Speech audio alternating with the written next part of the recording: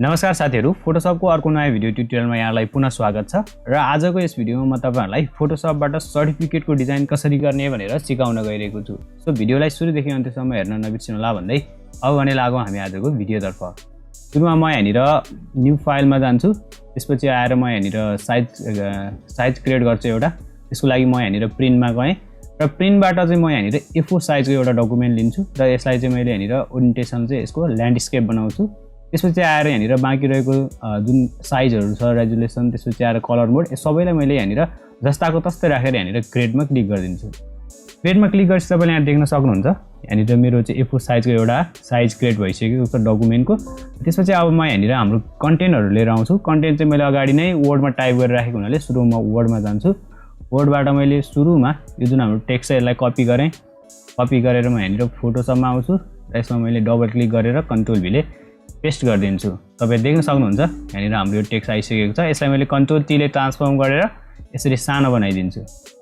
यति गरे इन्टर गरेर यहाँनिर राख्छु। कन्ट्रोल ए ले सिलेक्ट अल गरेर यसलाई माथिबाट यसरी अलाइन मिलाइदिन्छु र कन्ट्रोल डी ले डिसिलेक्ट गरिदिन्छु। र यसको जुन टेक्स्ट छ यो टेक्स्टलाई चाहिँ म यहाँनिरबाट इटालिक बनाउँछु। त्यसको लागि म यो टेक्स्टमा क्लिक गरेँ र क्लिक गरेर यसको क्यारेक्टरमा आउँछु र क्यारेक्टरबाट यसलाई मैले बोल्डबाट यहाँनिर रेगुलर गरिदिन्छु र यसलाई मैले यहाँनिरबाट इटालिक पनि गरिदिन्छु है। तपाईले देख्न सक्नुहुन्छ यहाँनिर हाम्रो यो टेक्स्ट इटालिक भइसकेको छ। यसलाई मैले जस्ट अलिकति यहाँ माथि लगेर जान्छु। त्यसपछि आएर यही टेक्स्टलाई मैले यहाँनिर शिफ्टले यहाँनिर अडले यसरी ड्र्याग गरेर तलतिर लिएर आउँछु र यसको फेरि म क्यारेक्टरमा आएर यसलाई इटालिक हैन यो पाली चाहिँ मैले यहाँनिर रेगुलर राखिदिन्छु। यसरी रेगुलरमा राखिदिन्छु। फेरि म यहाँनिर वर्डमा आउँछु। त्यसपछि आएर मैले यहाँनिर यो टेक्स्टलाई कन्ट्रोल सी ले कपी गरेँ। फेरि म यहाँनिर फोटोशपमा आउँछु। यहाँनिर मैले डबल क्लिक गरेर कन्ट्रोल भी ले पेस्ट गरिदिन्छु। तपाईले देख्न सक्नुहुन्छ यहाँनिर हाम्रो यो टेक्स्ट आइसकेको छ। यो टेक्स्टलाई मैले यहाँ थोरै ठुलो बनाएँ र यो टेक्स्टलाई फेरि मैले अल्टले यहाँनिर ड्र्याग गरेँ। त्यसपछि आएर यो टेक्स्टको चाहिँ फन्ट छ, यो फन्ट चेन्ज गरिदिन्छु। म यसलाई आकृतिबाट मैले यहाँनिरबाट गणेश बनाइदिन्छु। यहाँनिरबाट मैले गणेश फन्ट एप्लाई गरिदिन्छु। यो पनि यहाँनिर एप्लाई भइसकेको छ। यसलाई जस्ट थोरै माथि लगेर जान्छु र यस पछाडि यो जुन टेक्स्ट छ तलको टेक्स्ट यसलाई मैले कन्ट्रोल टी ले ट्रान्सफर्म गरेर सानो बनाए यहाँनिर इन्टर गरिदिन्छु। वर्डमा गएर फेरि म यहाँनिर यसलाई पनि कन्ट्रोल सी ले कपी गरेर फोटोशपमा आउँछु र यसमा लगेर मैले यहाँनिर कन्ट्रोल भी ले पेस्ट गरिदिन्छु। त्यसपछि आएर यसको जुन टेक्स्ट छ त्यसबाट मैले यहाँनिर यसलाई तल झार्दिएँ, इन्टर गरिदिन्छु र कन्ट्रोल टी ले ट्रान्सफर्म गरेर यसलाई पनि फेरि सानो बनाएर यहाँनिर इन्टर गरिदिन्छु। त्यसपछि आएर यसको जुन फन्ट छ फन्ट चाहिँ यसलाई मैले चाहिँ यहाँनिरबाट बोल्डै बनाइदिन्छु। बोल्ड भइसकेको छ। सो यसलाई मैले कन्ट्रोल टी ले ट्रान्सफर्म गरेर यसरी सानो बनाएर इन्टर गरिदिएँ। यस सबैलाई मैले सिलेक्ट गरेर कन्ट्रोल ए ले सिलेक्ट अल गरेर यसरी यसलाई मैले यहाँनिरबाट अलाइन मिलाइदिन्छु र कन्ट्रोल डी ले डिसिलेक्ट गरिदिन्छु। अब फेरि म यो टेक्स्टलाई अल्टले यहाँनिर ड्र्याग गरेर यसरी लिएर आउँछु। त्यसपछि फेरि वर्डमा आएर जुन हाम्रो कन्टेन्ट छ यसलाई मैले यहाँनिर टाइप गर्छु अथवा कपी गर्छु, आउँछु। त्यसपछि कन्ट्रोल भी ले पेस्ट गरिदिन्छु। यसलाई मैले यहाँनिरबाट जुन यसको फन्ट फ्यामिली बोल्ड छ यसलाई मैले यहाँनिरबाट रेगुलर बनाउँछु।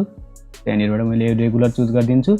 रेगुलर चुज गरेपछि तपाईले देख्न सक्नुहुन्छ यो रेगुलरमा कन्भर्ट भइसकेको छ। अब यसैगरी म यहाँनिर हाम्रो यो जुन अर्को टेक्स्टहरु रहेको छ तपाईको यहाँनिर प्रमाणपत्र लेखेको टेक्स्ट यसलाई कपी गर्छु। फेरि वर्डमा आउँछु। माथिबाट मैले यो जुन हाम्रो यो गणेश फन्टको जुन टेक्स्ट छ यसलाई मैले कपी गरेर कन्ट्रोल भी ले पेस्ट गरिदिन्छु। यसरी यो यहाँनिर आइसकेको छ हाम्रो। यसलाई पनि मैले क्लिक गरेर कन्ट्रोल ए ले सिलेक्ट अल गर्छु र यसलाई फेरि म यहाँनिर सेन्टर मिलाउँछु र कन्ट्रोल डी ले डिसिलेक्ट गर्छु। र यस पछाडि म फेरि हाम्रो अर्को टेक्स्ट लिएर आउँछु। त्यसको लागि म वर्डमा जान्छु र वर्डबाट मैले यहाँनिर यो जुन टेक्स्ट छ यो टेक्स्टलाई यतिलाई कपी गरेँ, सिलेक्ट गरेर यसलाई मैले कन्ट्रोल सी ले कपी गरेँ। फोटोशपमा आउँछु र फोटोशपमा आइसके पछाडि म यहाँनिर टेक्स्ट बक्समा आउँछु। यो टेक्स्टलाई चाहिँ तपाईले यहाँनिर क्लिक नगरिकन यसलाई यसरी ड्र्याग गर्नु होला। ड्र्याग गरेर एउटा टेक्स्ट बक्स क्रिएट गर्नु होला। जस्तै मैले यहाँनिर एउटा टेक्स्ट बक्स यसरी क्रिएट गरिदिन्छु र त्यसपछि आएर यसमा तपाईले जुन टेक्स्ट उता वर्डबाट कपी गरेर लिएर आउनु भएको छ जस्ट मैले गरेको जस्तै त्यसलाई नि यसलाई चाहिँ तपाईले कन्ट्रोल ए ले सिलेक्ट अल गरेर यहाँनिर कन्ट्रोल भी ले पेस्ट गरिदिनु होला। पेस्ट गरेपछि तपाईले यहाँ देख्न सक्नुहुन्छ यहाँनिर हाम्रो यो टेक्स्ट आइसकेको छ। अब यसलाई मैले कन्ट्रोल ए ले सिलेक्ट अल गर्छु। त्यसपछि आएर यसको क्यारेक्टरमा आउँछु म र यसको फन्टको साइज राख्छु म यहाँनिरबाट 20 राखिसके पछाडि यसको जुन फन्ट छ यो फन्ट चेन्ज गरिदिन्छु म यहाँनिर आकृति। मैले यहाँनिर आकृति बोल्डमा यहाँनिर चेन्ज गरिदिएँ। त्यसपछि यसको जुन ग्यापिङ छ यसलाई मैले यहाँनिर अटो राखिदिन्छु।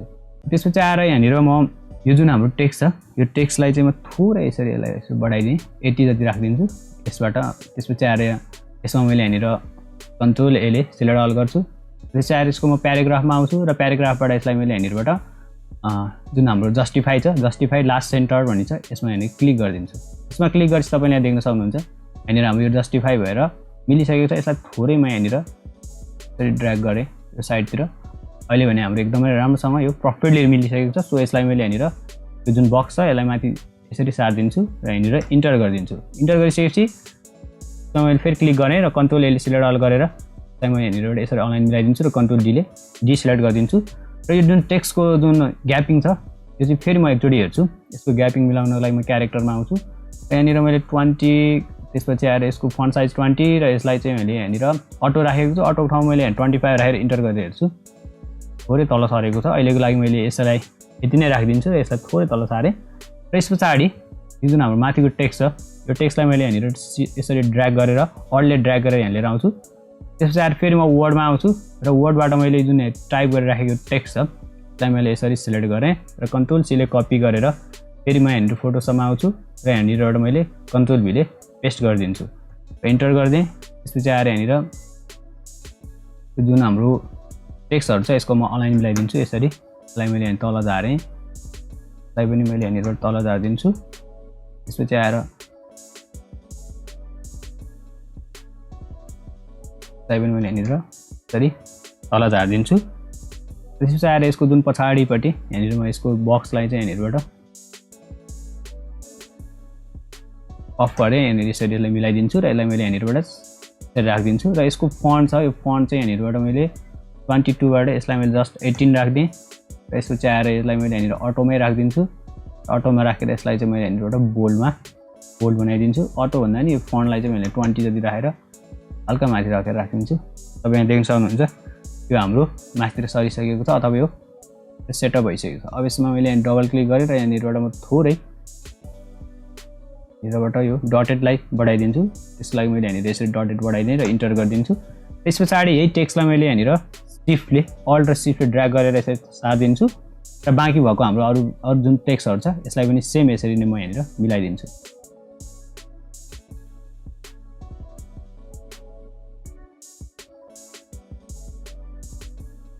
तपाईँ देख्न सक्नुहुन्छ यहाँनिर हाम्रो सबै कन्टेन्टहरू चाहिँ यहाँनिर पर्फेक्टली रूपमा आइसकेको छ साथीहरू। अब यति भइसकेपछि यो सबै टेक्स्टलाई मैले सिलेक्ट गरेर थोरै माथि लगेर जान्छु।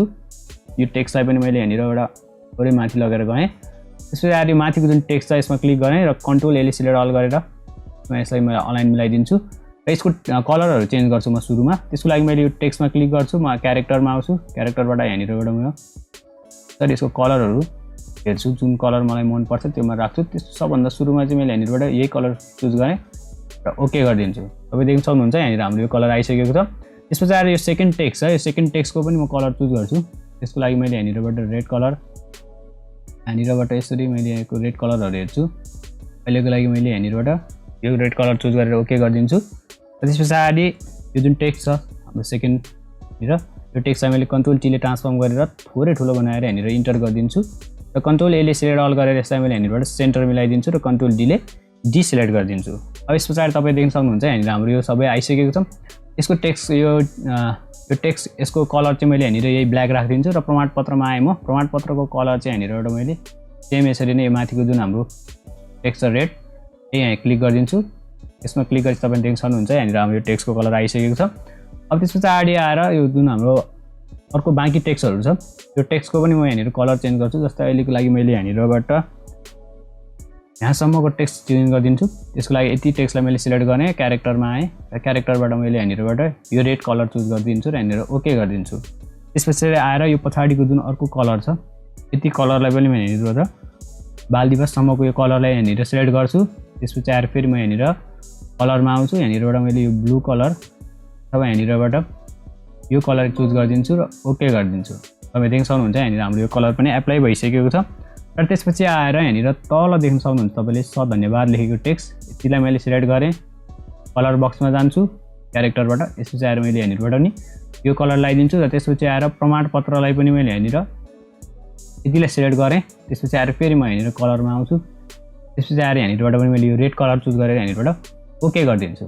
साथीहरु अब यति भइसके पछाडी चाहिँ अब म यहाँनिर हाम्रो लोगो लिएर आउँछु।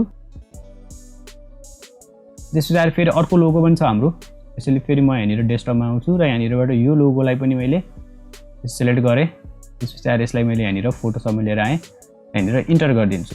त्यसपछि यो जुन हाम्रो यो लोगो छ र यो लोगो दुईटालाई सिलेक्ट गरेर यसरी माथिबाट यसको दुईटाको अलाइन मिलाइदिन्छु।